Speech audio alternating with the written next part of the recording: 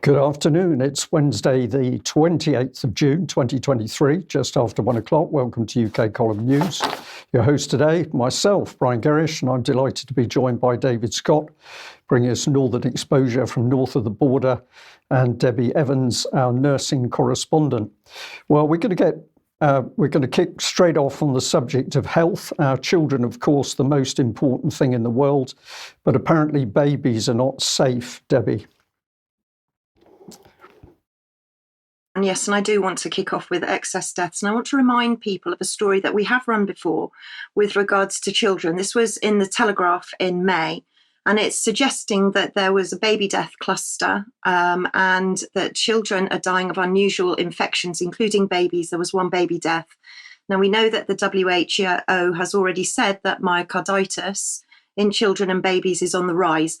Why? This is very, very rare. So I decided to go and look and see what the British Heart Foundation say. Now, the British Heart Foundation say that every 5 minutes, someone's admitted to a UK hospital due to a heart attack. Now, can I just remind you that the BHF is a research charity.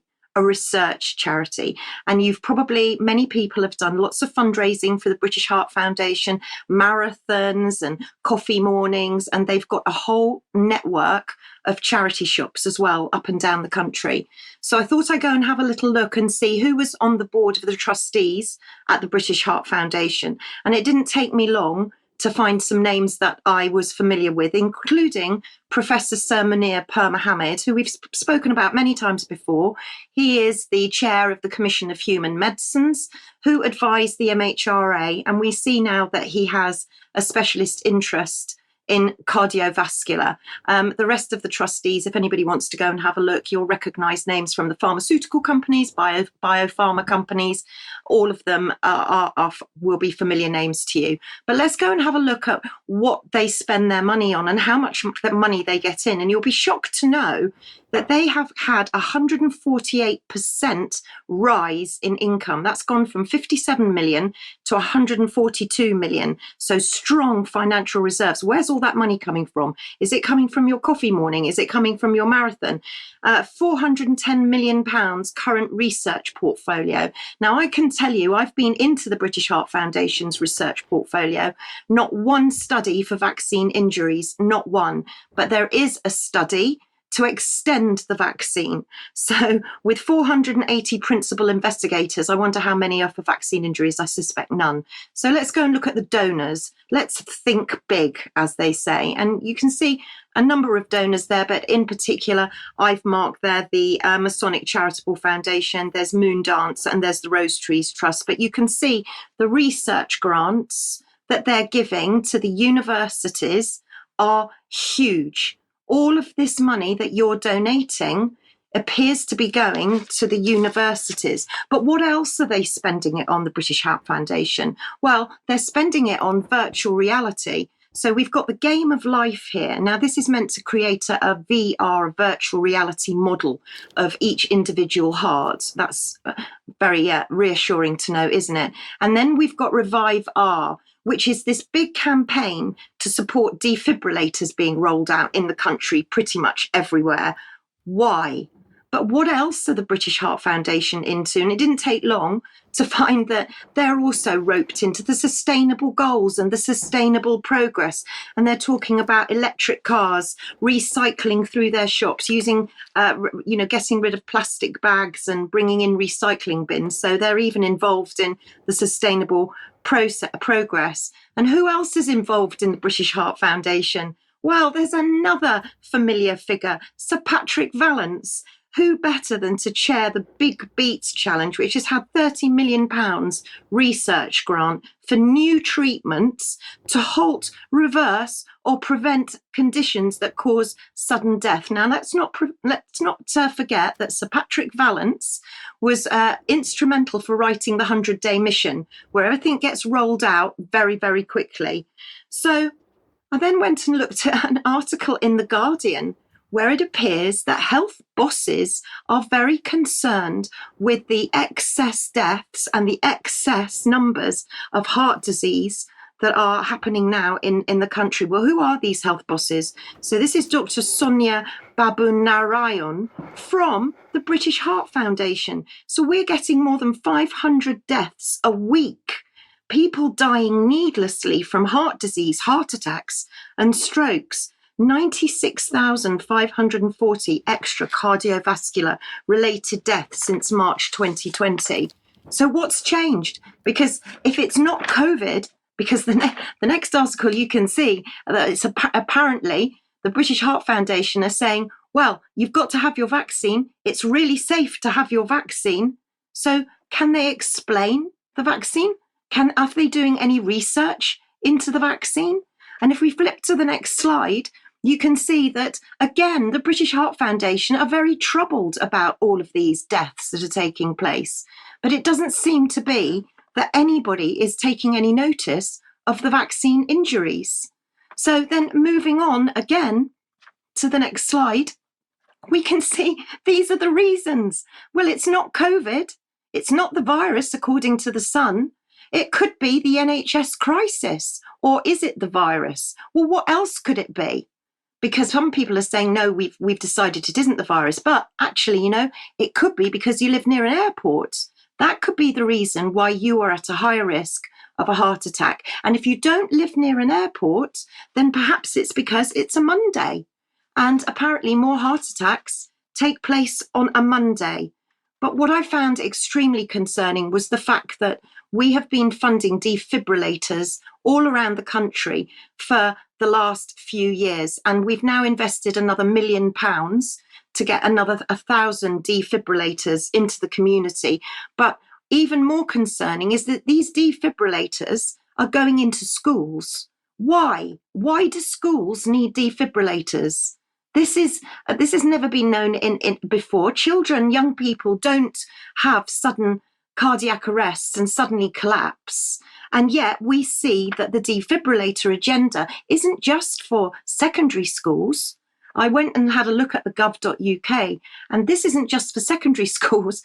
This is for all schools, and it includes nursery schools. It includes play schools. It includes preschools and primary schools.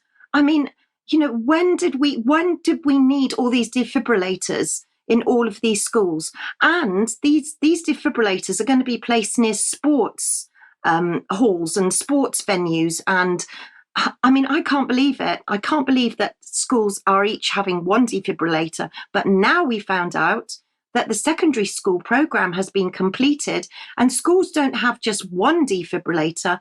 They have 2 defibrillators. Why? Why are we seeing this sudden rise in young deaths, in athletes dying? Why? Why aren't the British Heart Foundation investigating vaccine injury? Where is your money going to? Well, you're asking, of course, all the right questions. Perhaps we should just throw an answer back that nobody is looking into the safety aspects of the vaccine. And I find it incredible when you mention a name there, Dr. Pir Mohammed, who was one of the key figures supposedly monitoring the safety of the nation. It appears that he is still not interested, or is that unfair?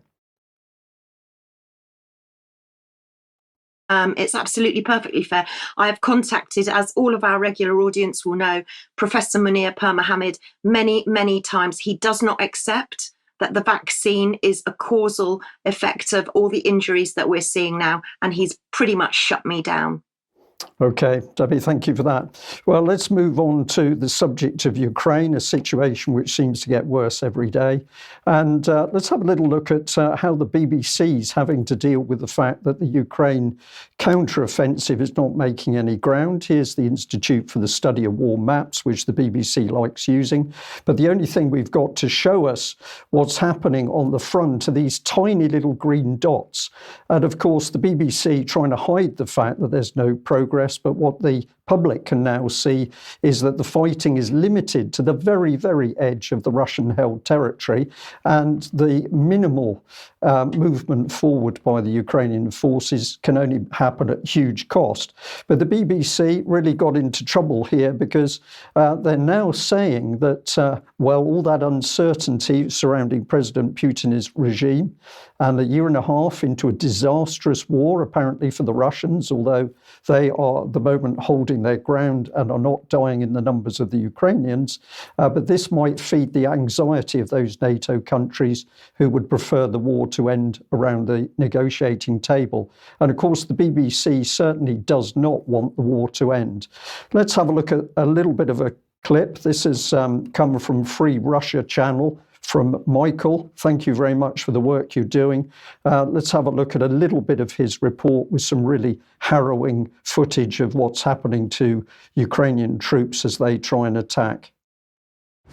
It has also been reported that both Russians and Ukrainians are reinforcing this sector, here near Lapkovo and especially here near Orikhiv. And we are sure to expect another Ukrainian push in this sector. Here I have a video for you of a tragically failed Ukrainian offensive in the general area of Orikhiv. Unfortunately, I cannot show you the entire video because it is gruesome. There are people stepping on the mines, but I will show you what I can. So here you can see Bradleys that had struck the mine. It would seem that part of 37th Ukrainian Brigade ran into a minefield. So here you can see they are attempting to save wounded Ukrainian soldiers that are located here.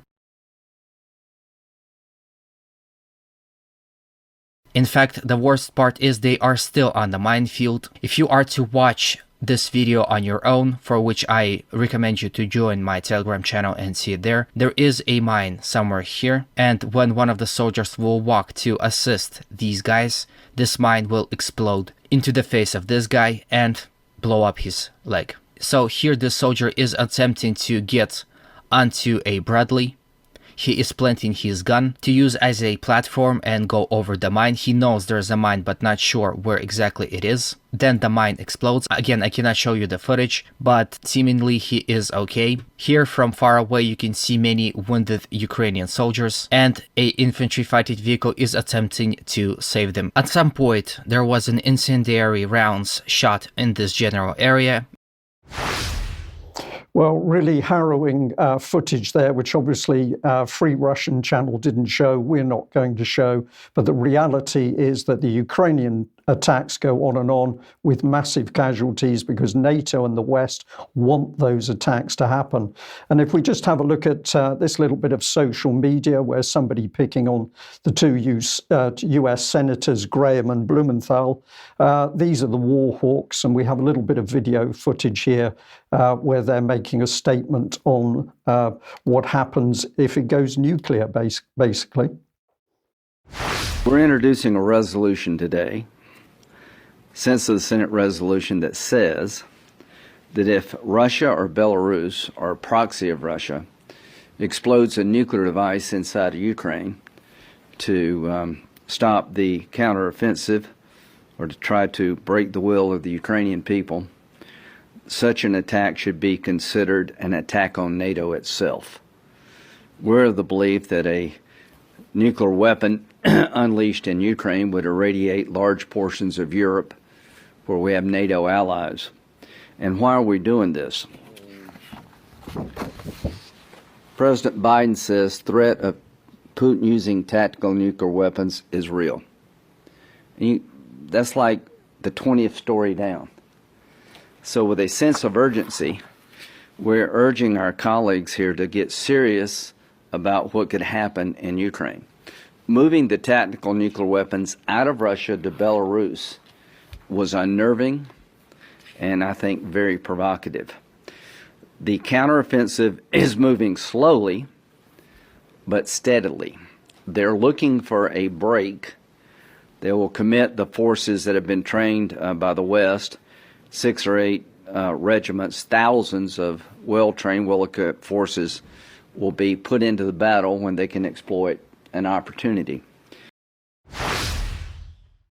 Well, David, time to bring you in, because if we've got Americans who are desperate, it seems to me, to ramp the war up, are we fit to fight a war here in UK?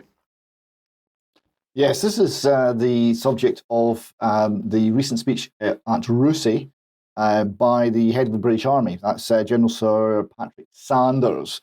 We see him here.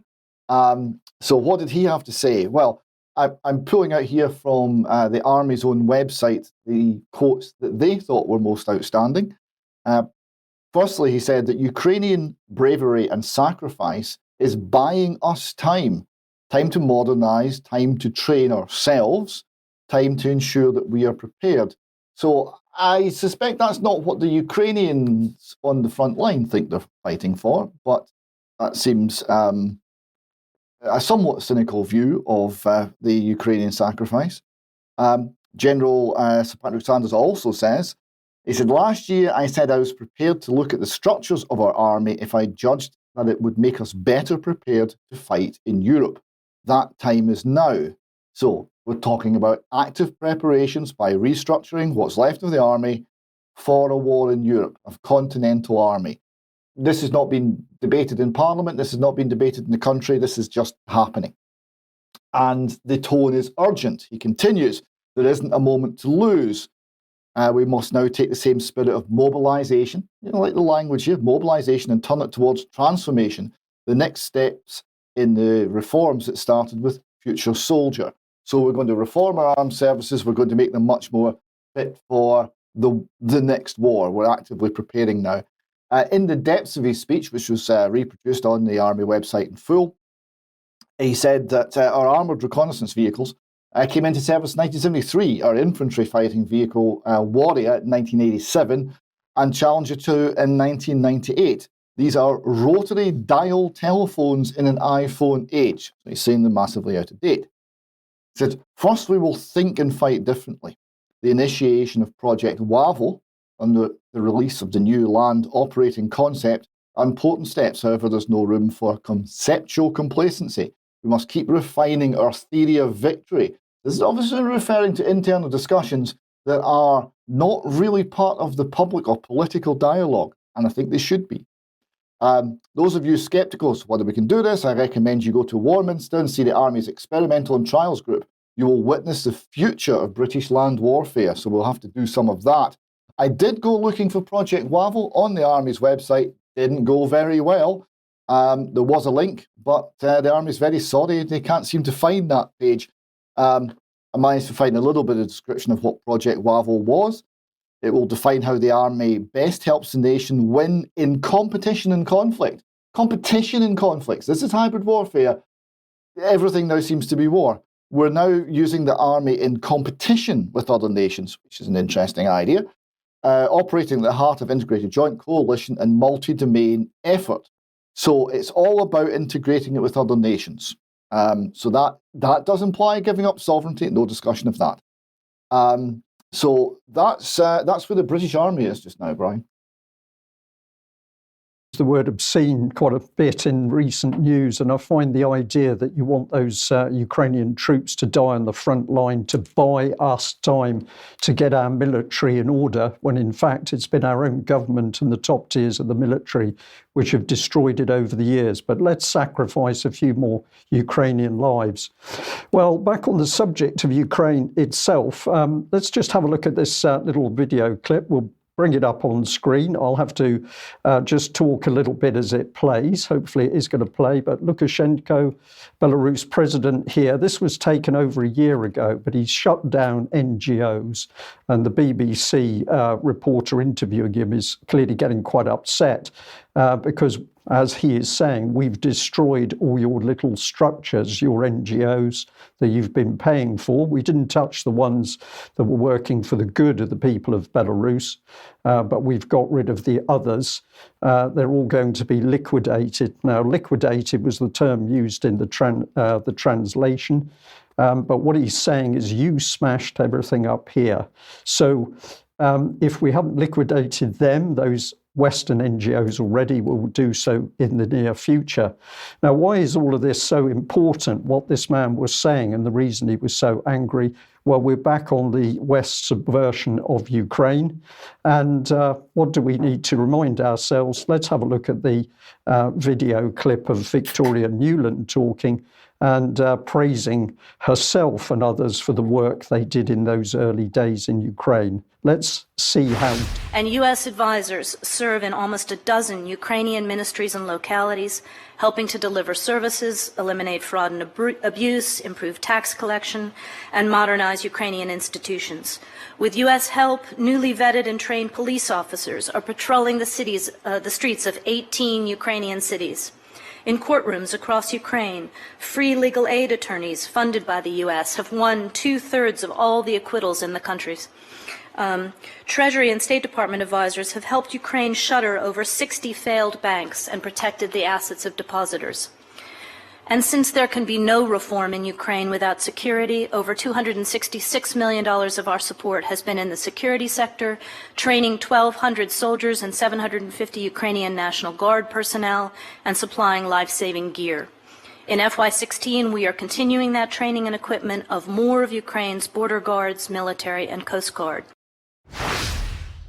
Well, if that was the US involvement in Ukraine in the early days, getting in amongst the fabric of society into the grain of politics in order to control it for the West, the UK, of course, was right alongside it. So let's have a look at what the UK was up to, and we'll do it in a bit more detail. So here we've got women, the key target, of course, of the West, because if the women can be controlled, all sorts of changes can be produced in society. But what we're interested in here is the UK assistance programme in Ukraine in 2017-2018. This is the tip of the iceberg. What were they after? Well, they were after everything: governance reform, anti-corruption, accountability in communications, conflict, humanitarian points, human rights, bilateral programme, education and culture, and money came in a variety of directions. Not huge amounts, but remember, this was the early days and plenty more has followed. And what has the aim been for UK to be able to take control of society in Ukraine? And here we have governance and reform. And it says that Ukraine's successful transition to democracy and adherence to good governance is in the UK national interest. So this is nothing about Ukraine. This is all to do with national interest for the UK.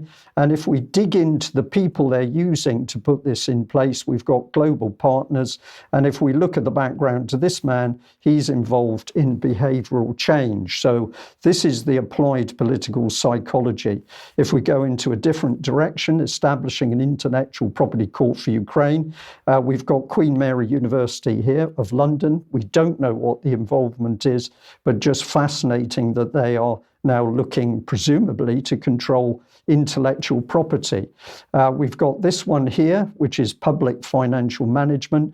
And on this one, we bring in a German organisation. It is quite incredible if you look into the depths, because you'll see it involves individual German states in getting involved in Ukraine. We've said Barbarossa, German invasion by another means, but something is very, very wrong here. And of course, this is why Lukashenko and the Russians themselves have been very upset with West movement into their areas. We've got electoral points here, and this one is particularly interesting because the agency they're using to deal with it involves nation states. So we've got the US State Department, we've got the UK government, we've got the French, Canadian and the Swiss all getting a finger into control what happens in elections in Ukraine. We've got support to small and medium-sized enterprises and the food chain, bring in the European Investment Bank. And if you get deeper into the program run by the European Investment Bank, you'll see that you're into global banks and the hedge funds very quickly. But the banks are also going to provide ombudsman capability for businesses. So we're going to control businesses through the banks. Are they the people to judge businesses? I wouldn't have thought so. And if we move on here, we've got managed funds, governance and economic reform, bring in the big accountancy firm, PricewaterhouseCoopers. And of course, wherever there's big money, there's a need for big accountancy to balance. Those are big books, but it's all above board and transparent. And of course, nothing unusual going on. so we're told. If I bring in this one, and this is where we see focus back on the women, because we've got promoting women's political participation, the National Democratic Institute involved.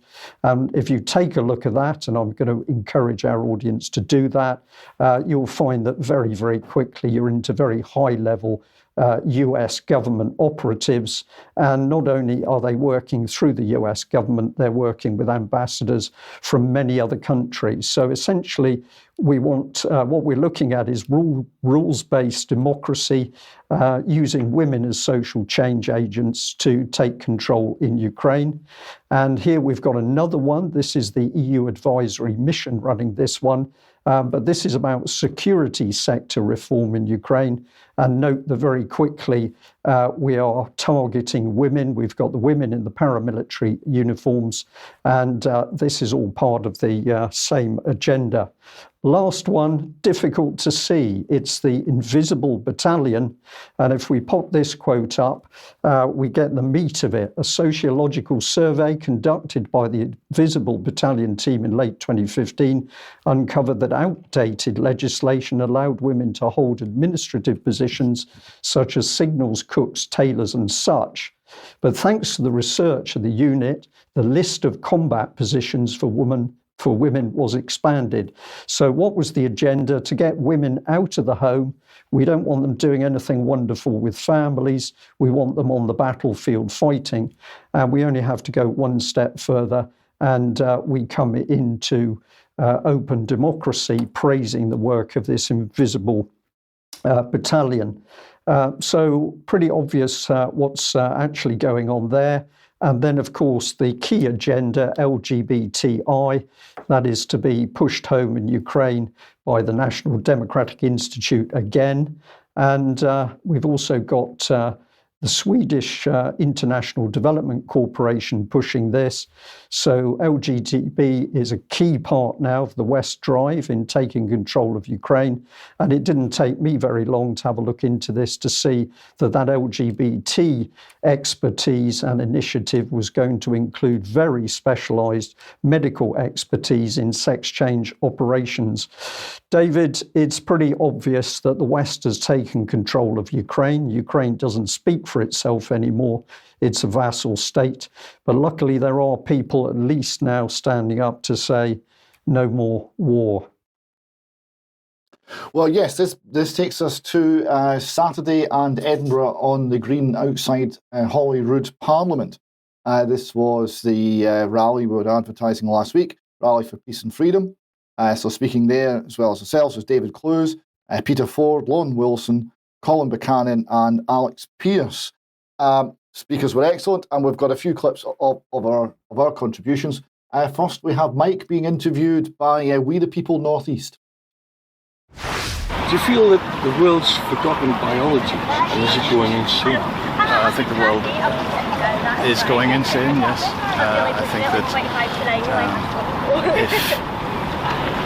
I think if people stop to consider what's going on around them, they see it very quickly. But I think that most people, unfortunately, are not willing to stop.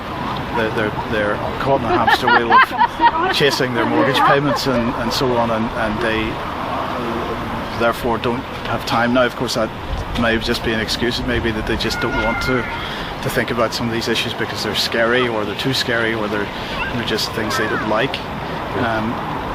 So, you know, I think this is our biggest challenge: is how we find a way to encourage the majority to engage. And if we look at what happened over lockdown, a lot more people were engaging on issues over those 2 years because it affected them directly.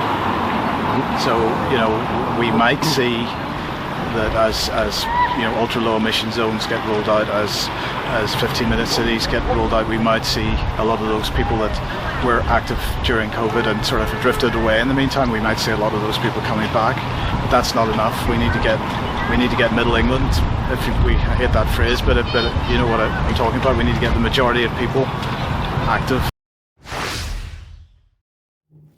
And next we have an extract from Brian's speech. The full speech is on We the People Northeast. So thank you. We'd like to thank them for the footage and for being there and making this record. This extract covers Brian's view of how the Western democracies have been manipulated and the people changing their outlook so that they support a much more aggressive stance compared to with respect to other countries. So the weapon of applied psychology is an open secret, but most people have no idea. In the Scottish Parliament, they're using it on you. Every day, on every subject, how you drive, what your children are going to be taught at school, how you're going to pay your taxes, whether you live in a 15-minute city, every document, every video, every statement is put together with applied behavioural psychology, so the message goes straight in your head. This is not me making something up. Read the Mindspace document where they boasted how effective it was. And where did they sell it? They sold it, first of all, the technology to America and Australia. Just take Australia. It used to be a really interesting country. They didn't cause much problem. They drank a lot of beers. They had strange animals. And now you've got Australia champing at the bit to get involved in a war against China. Where did that come from? And I'm going to suggest it came from the use of political applied psychology exported from the UK to Australia. Finally, there's a piece from me, and I was looking at what Orwell said and saying how right I thought he was when he predicted that we'd be in a world where war was peace, freedom is slavery, and ignorance is strength. With respect to Ukraine, we're told that if we negotiate, that's like Munich, that makes it like war, and will bring about World War III. So if we try to get peace, we end up war. With war, war is peace. This clip is me looking at the issue of whether ignorance is in fact strength these days. I've discovered during my work with the UK column is why ignorance is strength. And this comes down to what the West call hybrid warfare, which is a toxic and horrible concept, whereby we're always at war with everybody. Well, certainly with the Russians. It's just a matter of whether the shooting has started or not. Everything's warfare. There's no such thing as peace. It's non-binary. There's no peace in war. It's not a binary anymore. It's a spectrum. You can have a little bit of war or a lot of war, but you're always at war. And everything's a weapon. Right? Your economy's a weapon. Your faith is a weapon. Your beliefs are a weapon. Your ability to be convinced that the government narrative is correct is a weapon. Your ability to be silenced and prevent you objecting is a weapon. And therefore, if the government succeeds and ignorance rules in our land, they do see it as strength, because it means that none of us can be used by the other countries to undermine their agenda. So the government agenda becomes stronger because people like you are not there saying no. So that's an extract. Please check out the full speeches, including those by Peter Ford and others on We the People Northeast. Okay, David, thank you very much for that, and a very big thank you to everybody that arranged that event up in Scotland, and of course everybody that attended. It was wonderful to meet you all. Well, as we always say, if you like what the UK column is doing, then please join us. Hopefully I can bring that up on screen. Here we go. And that would be wonderful if you became a UK column member. We can only do what we do with your financial support, but you can also help us by making a purchase through the UK column shop. Exciting things will be happening there in the near future. We've also got, of course, all of our streams, and we invite people to share our material in order to help us to get the word out far and wide. And of course, sadly, we're still banned on YouTube, so these other channels are important. Now, we've got a number of interviews in the pipeline. David, I think you've got a little selection here. Yes, out last week, and on the website currently we have an interview with Ben Rubin looking at all of the sort of things that Debbie's been discussing for some months and years, and this is looking at the rise of big data and the genomics industry and how the NHS plays a very special part in what is being planned, and essentially how working in the interests of Big Pharma, not in the interests of the British people. We also have an interview that's going out, that went out on Tuesday with the latest part of the interview with Simon Elmer. That will be up on the website tomorrow and being broadcast tomorrow.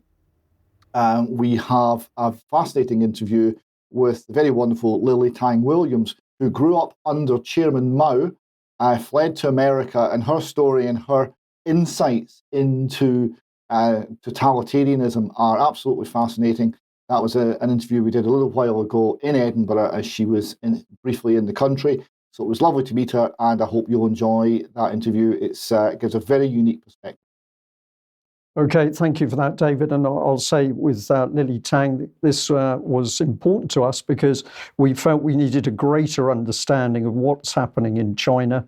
And that is so difficult to find out unless you can talk to experienced Chinese people themselves. So this is a very interesting development for us. Now, we'd just like to say we're still getting, of course, very nice emails on all sorts of subjects, but it appears that we have got a viewing in Denmark. We've mentioned 15-minute cities before, but this is another email saying to the UK column saying thank you for your work. People in Denmark are divided like anywhere else, I believe.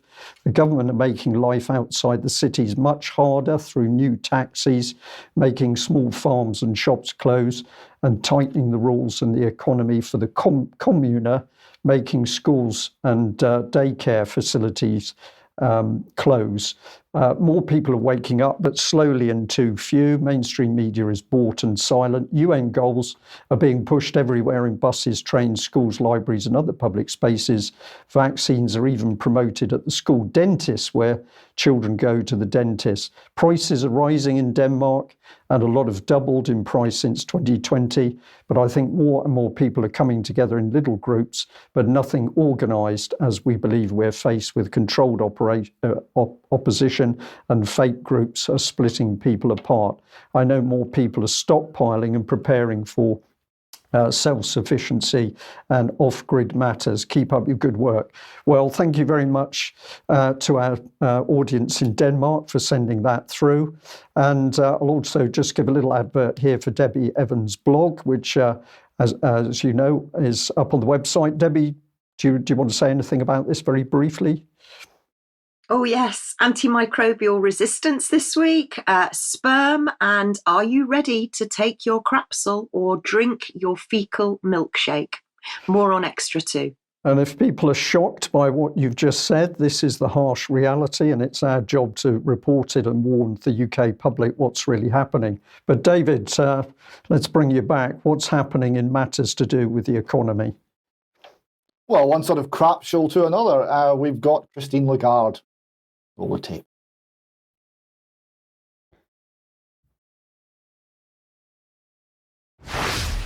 We are here together with policymakers, academics, journalists, market people, observers, and we will compare notes, share expertise, analysis, try to better understand the macroeconomic environment in which we operate. We will have a lot of debates on, of course, what is of high concern to all of us. How do we reduce inflation to target? We will also talk about the ingredients of inflation: energy, wages, profits, you name it. And you can participate. So I would really encourage you to join us on the ECB website. It starts tonight. So there we have it, an invitation by Christine Lagarde to go and listen to the central bankers of Europe and America try to understand what on earth is happening with the economy. And they'll be talking about all aspects of inflation, but apparently not about the central bank's role in causing it. That wasn't in her list. And if you want to see people really not getting it, it's a very good place to go. Just as an example, we have Mario Draghi. Today, things have changed. Political winds are becoming tailwinds. There is a newfound confidence in the reform process and a newfound support for European cohesion, which could help unleash pent-up demand and investment. So we've got pent-up demand, really, and we've got newfound confidence, and the political winds are all pushing the economy forward. I wonder what the weather is like on Mario Draghi's planet. And to give you another example of how disconnected we are, here we've got the European Central Bank prediction for inflation. And oh, wouldn't you know, right, in about a year and a half, it'll be more or less on target. There's nothing to worry about. Everything's fine. Another European Central Bank commentary. Housing markets have started to cool. That's what they said. Look at the graph. Right, so we're seeing the market plummet, the price level plummet, in a way that's very reminiscent of the Great Recession back in 2009. That's their definition of starting to cool, if you like to believe that. And we'll just quickly go on an interesting article in Financial Times. We'll just touch on it briefly. The return of quantitative easing. So this is an article written by a capitalist and an author who is not buying the narrative from the central banks. So he's saying that QE is basically baked in. He continues, integrity of banks and sovereign bond markets are sacrosanct in modern finance.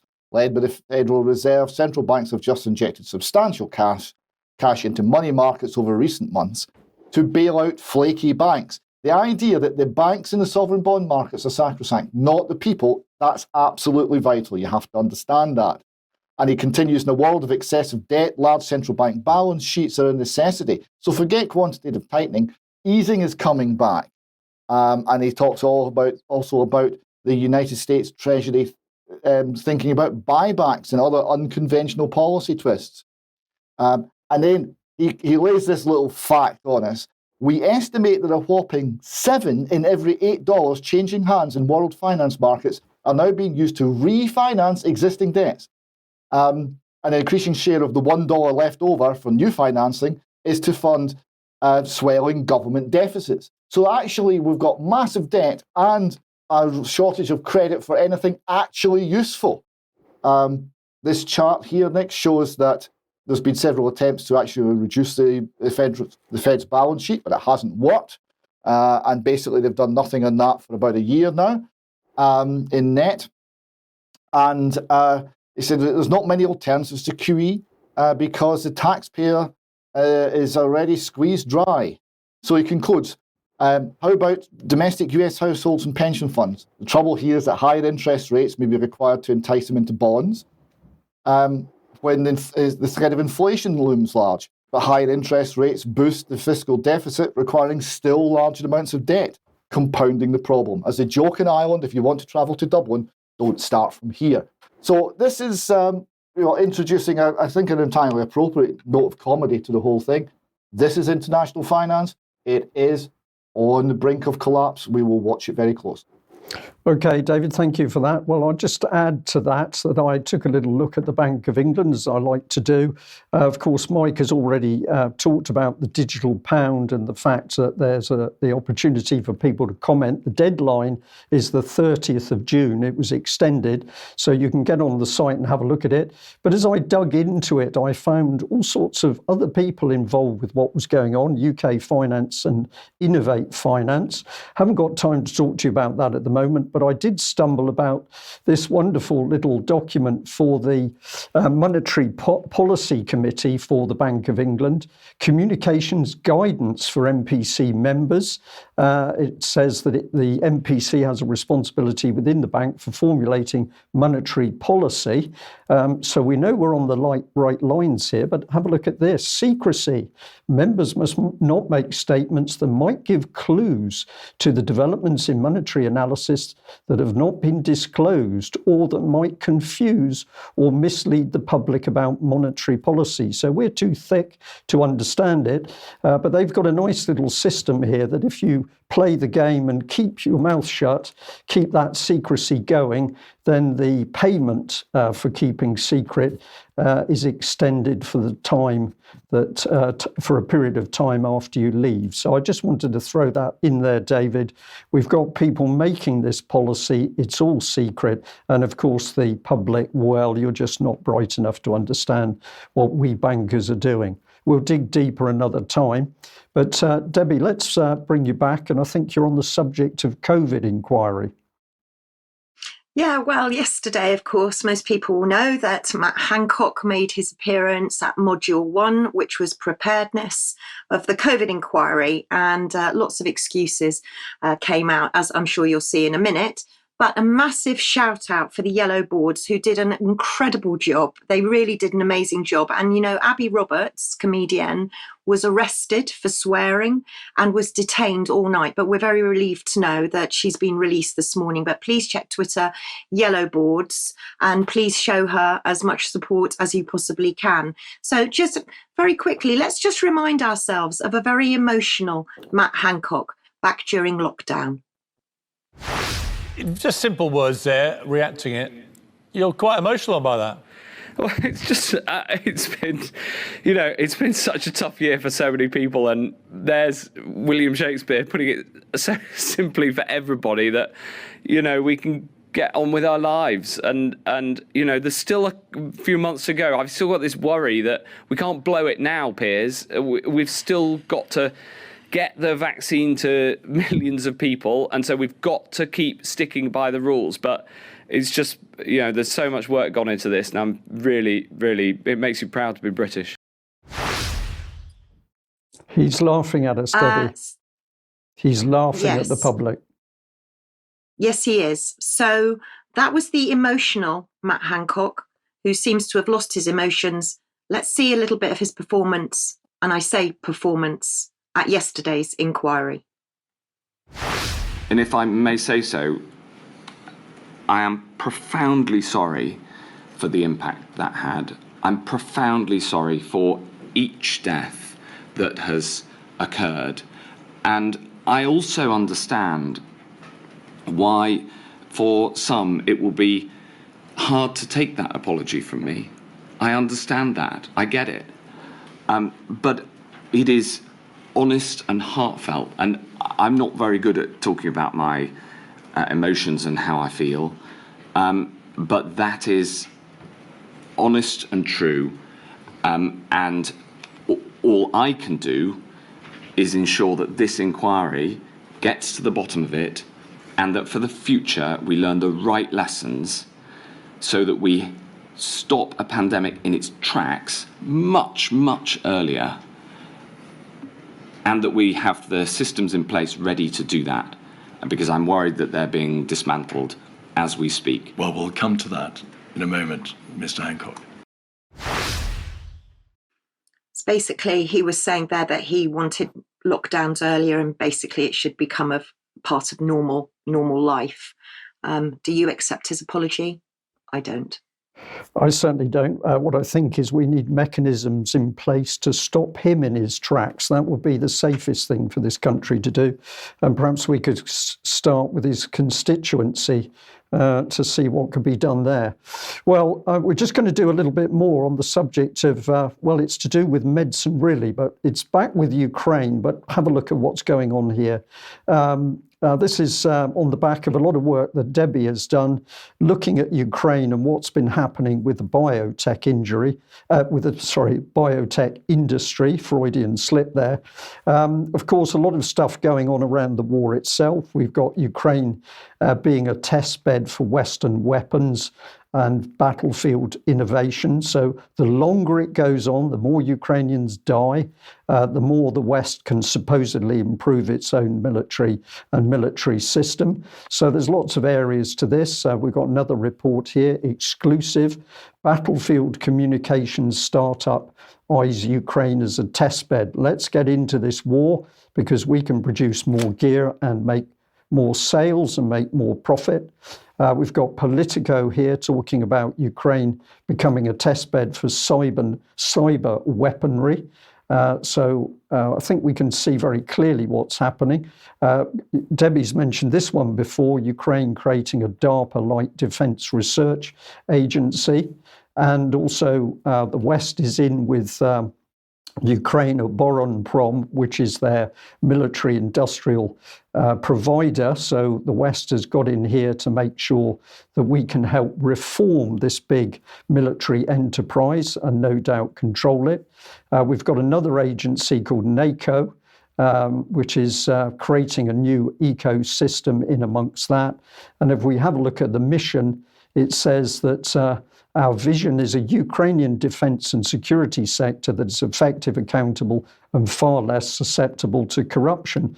But if we look at the comment on the right, we see that the Foreign and Commonwealth Office of Great Britain has been involved, and yet we're running rampant with everything that we're trying to sort out in Ukraine. So corruption running rampant in UK, but not to worry, Ukrainians, we're going to sort your country out. And what better than to have France with us, because of course France is another corruption-free nation, and Sweden also mentioned there. But of course, what's really in the background is casualties. This is the UN talking about the total number of casualties, civilian casualties, and it's really horrible to see the figures. There's 17,000 mentioned in one area. We've got over 500,000 in Donetsk. 4,000 mentioned. There's casualties accrued every day in the civilian populations, but of course nobody wants to talk about the total number of military Ukrainian casualties.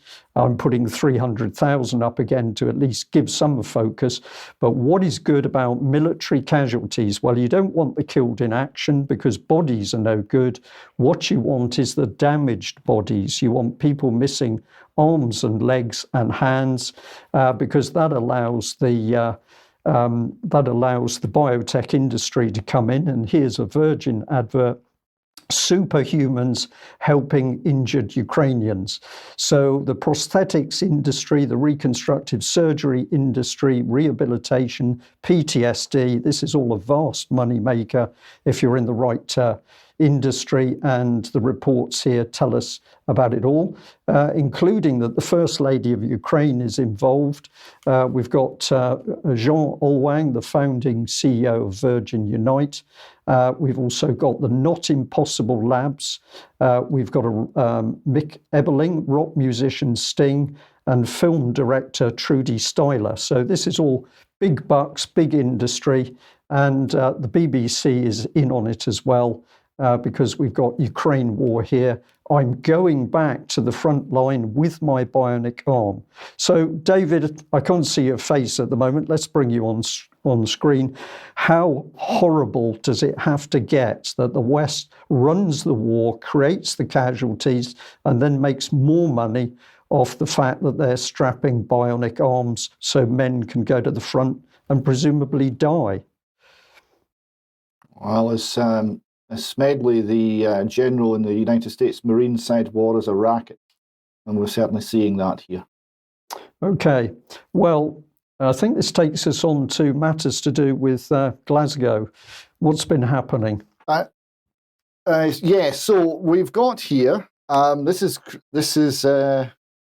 Christina, who is a councillor in Glasgow.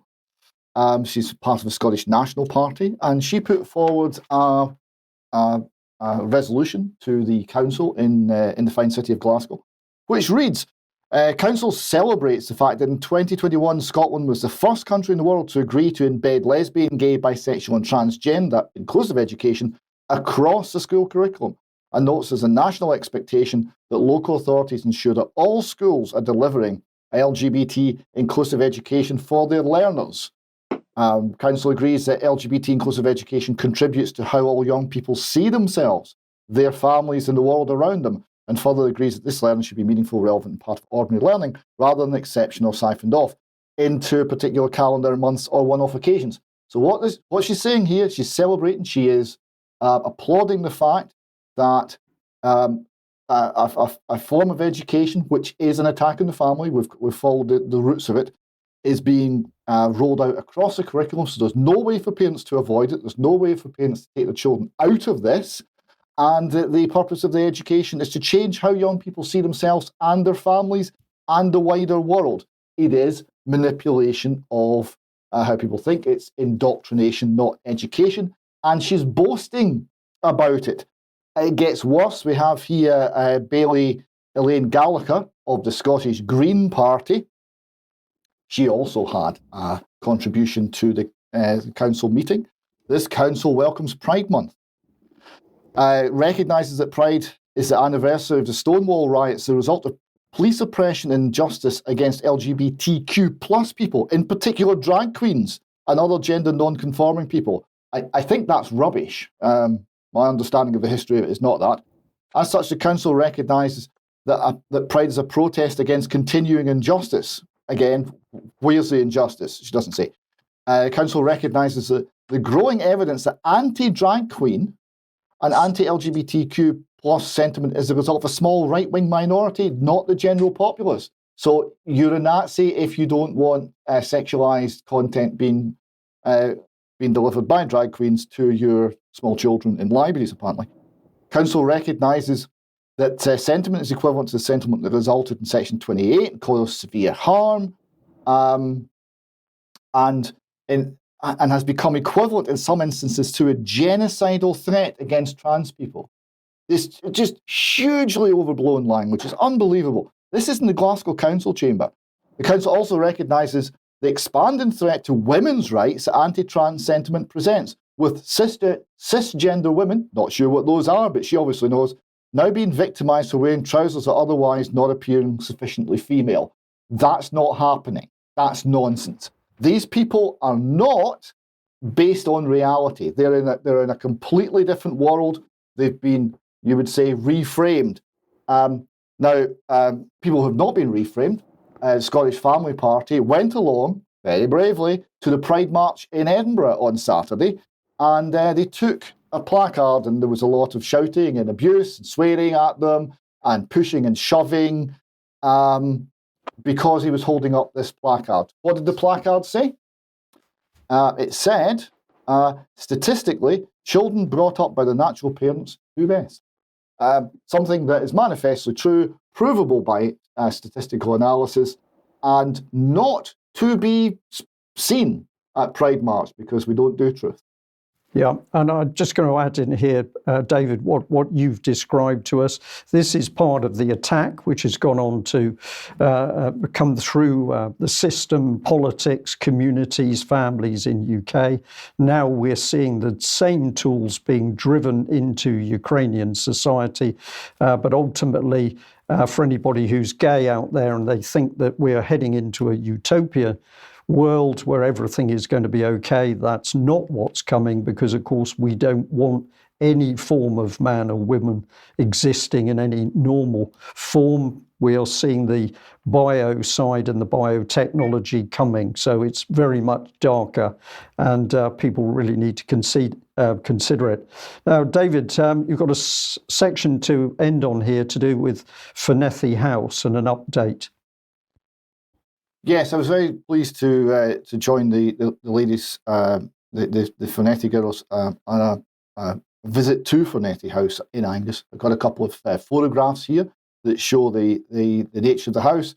It's a large, built in 1915, Scots baronial style mansion, very large property, and it's sitting there in a neglected and dilapidated state. The lead's been stolen off the roof and is obviously deteriorating quite a bit.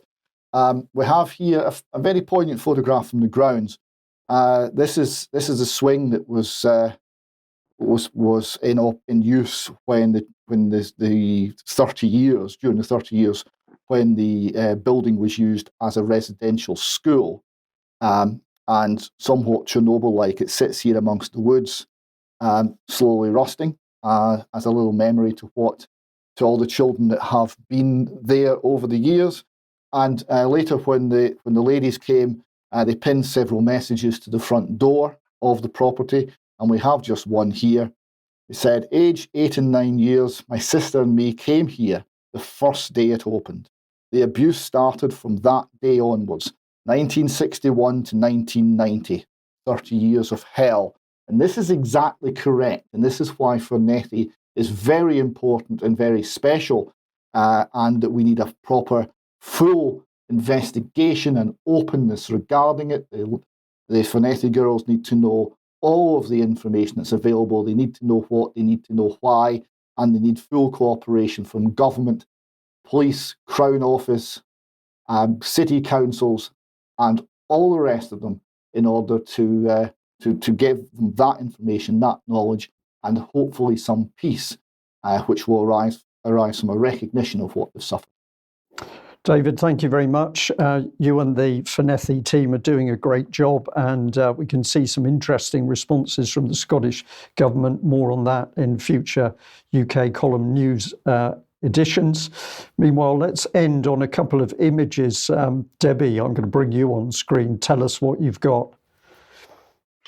Well, we've got a big fat pig government representing the government, squashing the taxpayer, feasting off a very rich table, saying you need to learn to live with less. Very poignant, I thought, the big fat pig. I wonder who that could be. And also, people have always named children after expensive things. Mercedes, Chanel, Chardonnay. This year, watch out for electric, gas and groceries. Maybe we should add mortgage to that as well. Okay. And we've got one more here. Who pays the vaccine fact checkers? Yeah, looks like the pharmaceutical companies do. I just thought that was a very interesting little meme that people might like to send around, because clearly the fact checkers are not who they're meant to be. They're funded by the very people that are promoting everything. Yeah, so we got factcheck.org, for example, is funded by a foundation that holds over 1.8 billion of stock in a vaccine company, and so it goes on. All right, we'll end on that note. I'm going to say to both of you, thank you very much for joining me. Thank you to our audience, wherever you are in the world, and a huge thank you to all the people who keep the UK column going by financial support, your membership, your wonderful emails, gifts, and all the other things that you do for us. We'll end our news today there. We will have an extra time in a few minutes, so if you're a member of UK Column, sign in and join into that. But we'll say thank you very much to the audience today. Thank you very much for joining us, and we will be back at the same time on Friday. Thank you. Bye-bye.